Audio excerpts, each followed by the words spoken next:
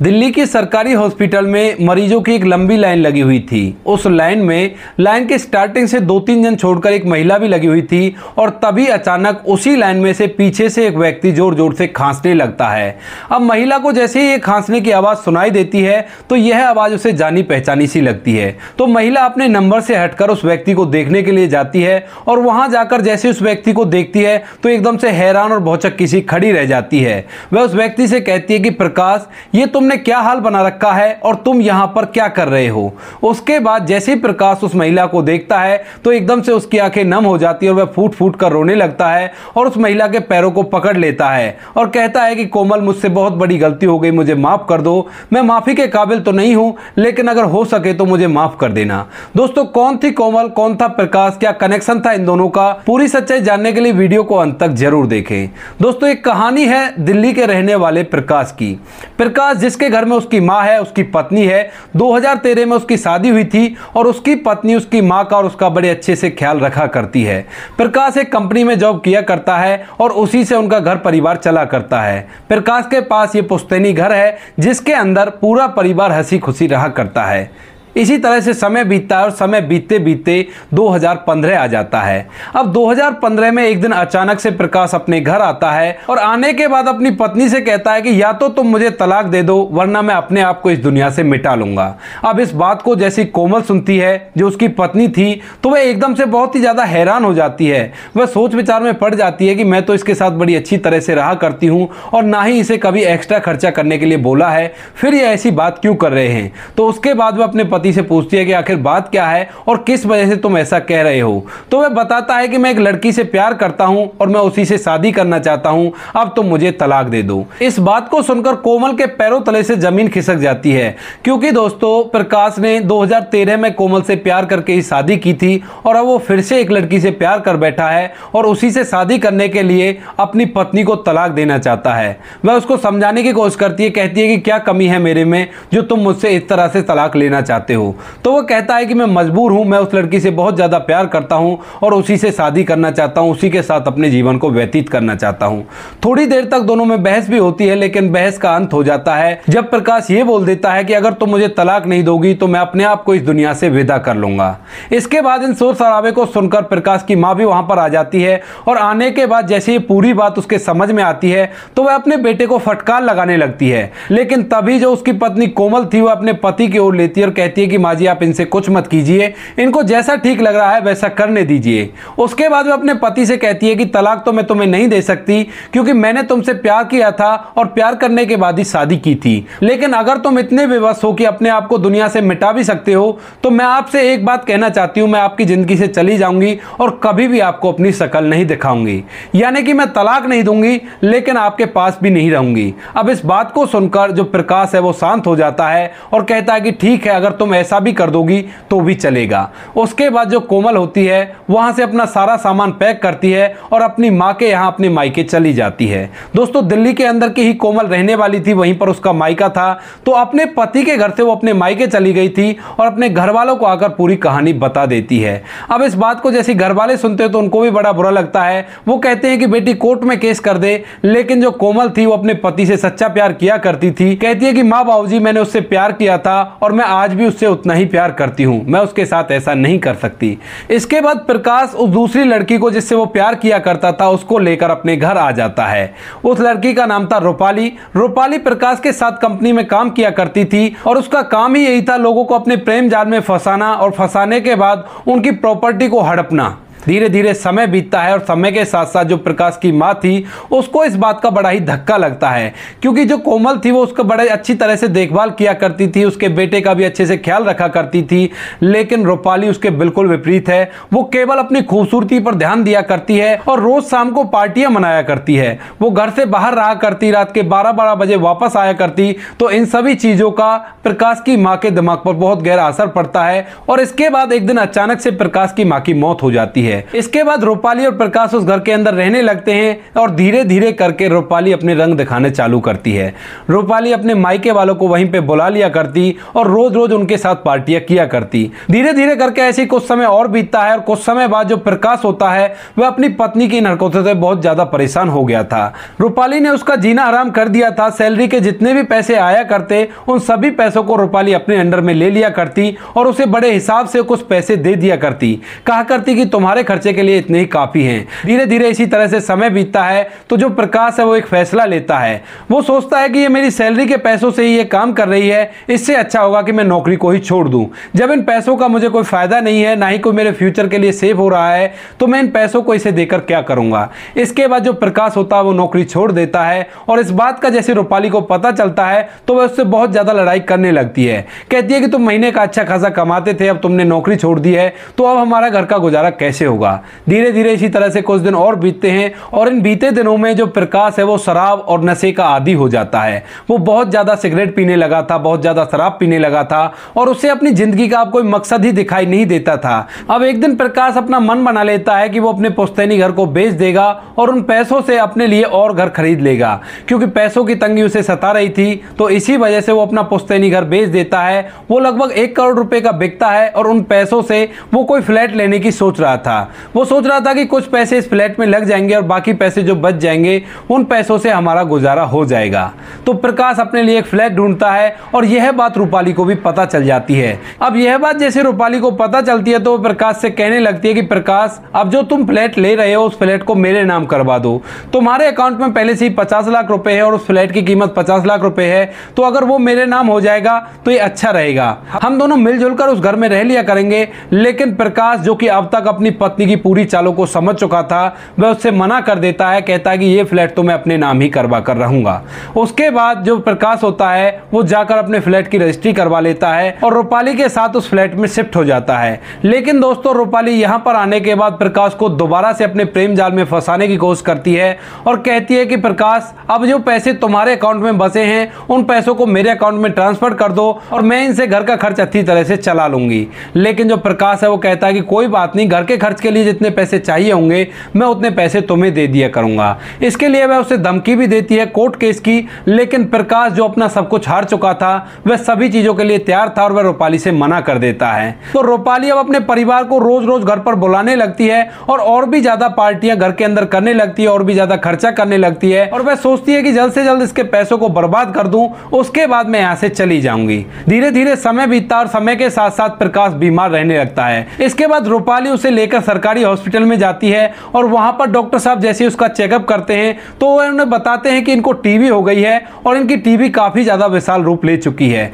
आप लोग जो भी इसके साथ रहते हो वो इससे दूरी बना के रखें ताकि कोई परेशानी इसको ना हो। अब यह बात जैसे रूपाली को पता चलती है तो रूपाली प्रकाश के लिए एक अलग से कमरा ले लेती है किराए का और उस कमरे के अंदर उसको रखने लगती है।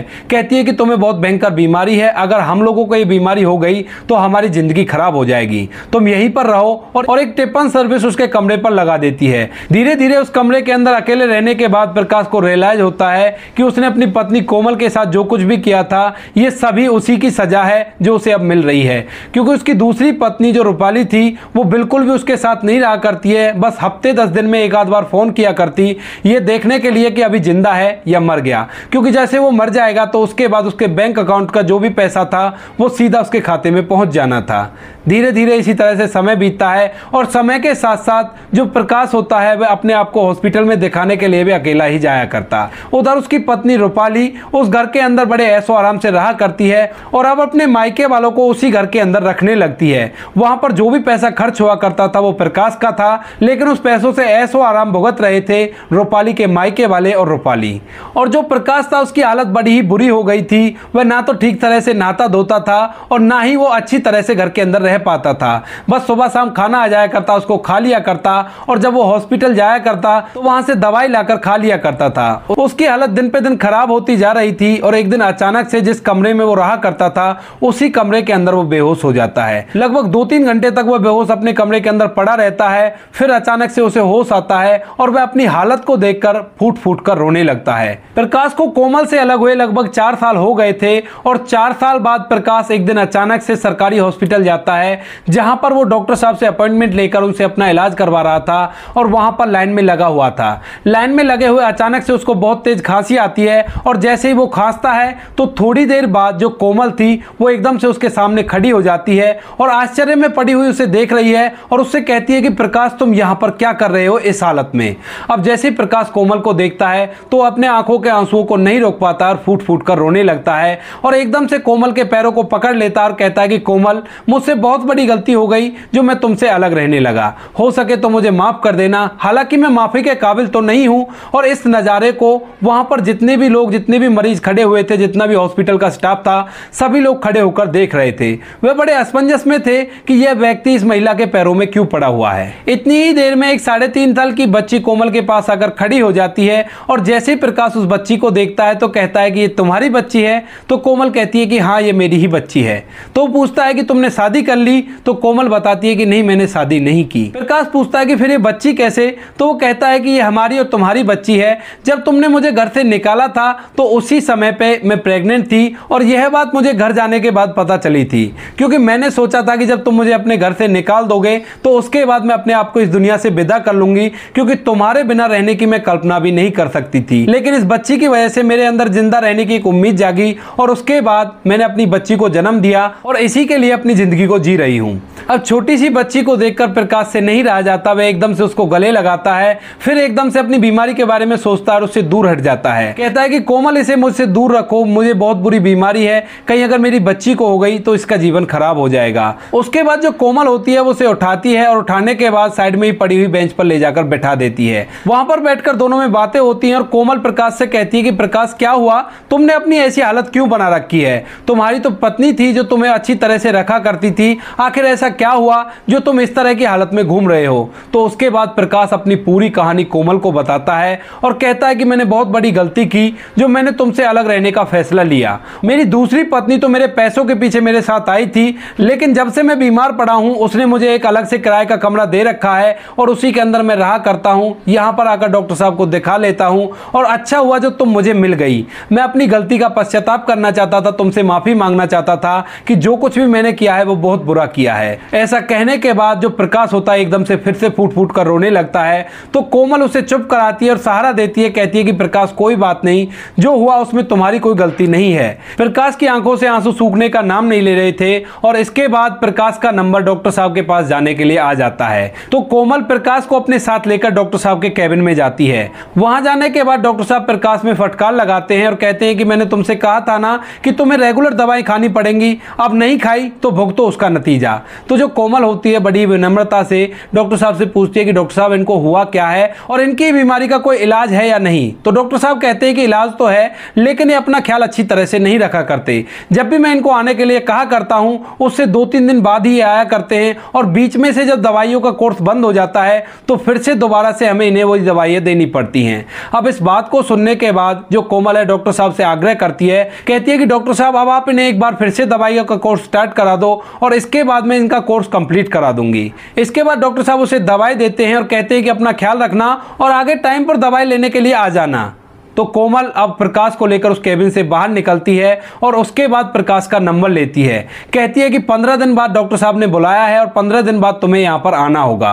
प्रकाश उससे कहता है कि तुम भी लाइन में लगी हुई थी, तुम किस लिए लगी थी? तो वो कहती है कि मुझे तो बच्ची को टीका लगाना था और इसी वजह से मैं लाइन में लगी थी। कोई बात नहीं, मैं 15 दिन बाद जब दोबारा से यहाँ पर हम लोग आएंगे तो उस टाइम पर मैं बच्ची को टीका लगवा लूंगी।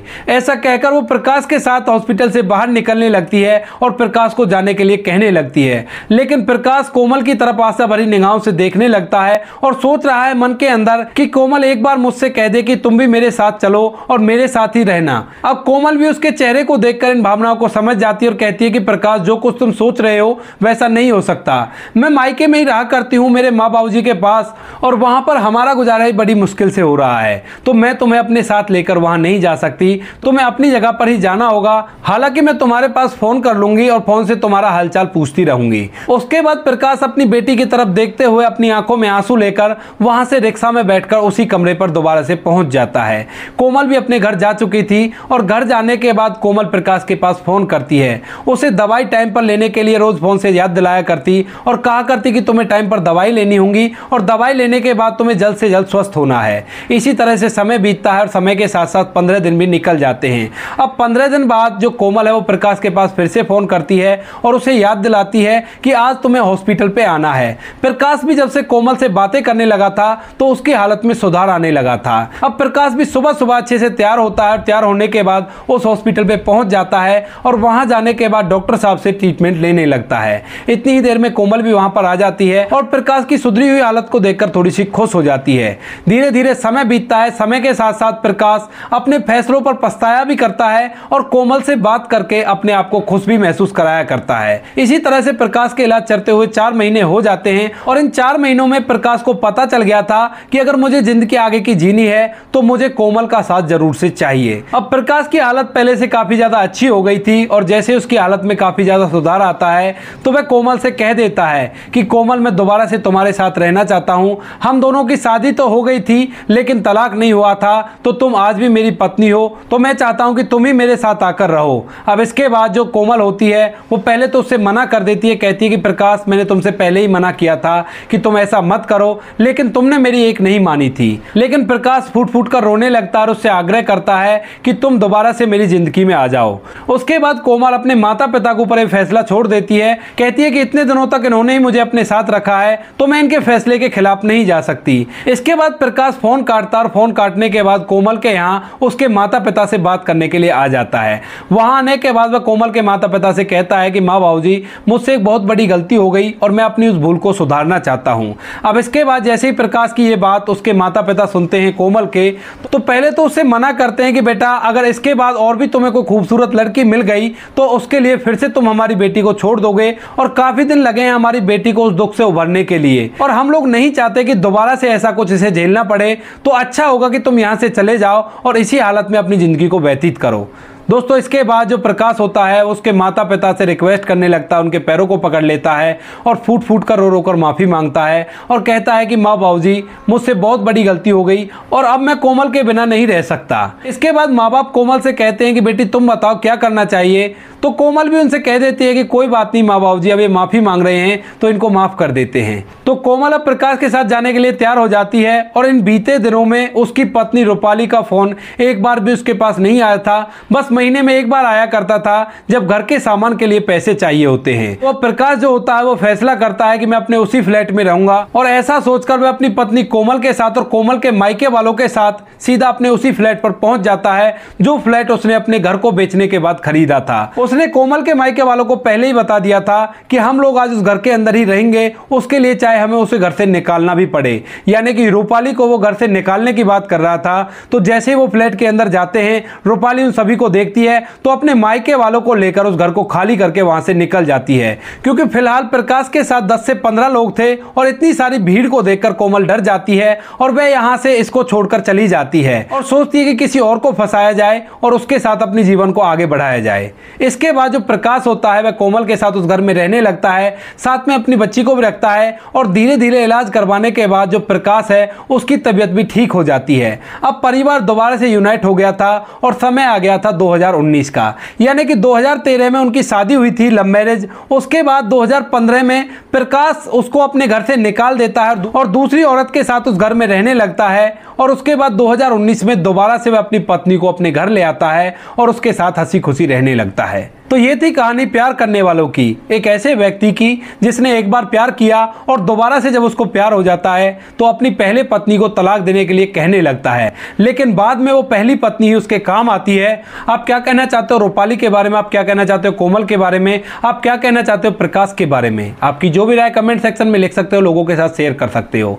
दोस्तों, अगर वीडियो अच्छा लगा तो वीडियो को लाइक और चैनल को सब्सक्राइब जरूर करें ताकि हमें हौसला मिले और भी अच्छे अच्छे वीडियो बनाने के लिए। बाकी इन कहानियों को सुनाने का उद्देश्य किसी को परेशान करना बिल्कुल भी नहीं है। यह कहानी आपको इसलिए सुनाई जाती है ताकि आप लोग इन कहानियों में से कुछ न कुछ सीख सको और अपने जीवन में इन चीजों को अप्लाई कर सको। बाकी मिलते हैं किसी नेक्स्ट वीडियो में नए टॉपिक के साथ, तब तक के लिए जय हिंद, जय भारत, जय हिंदुस्तान।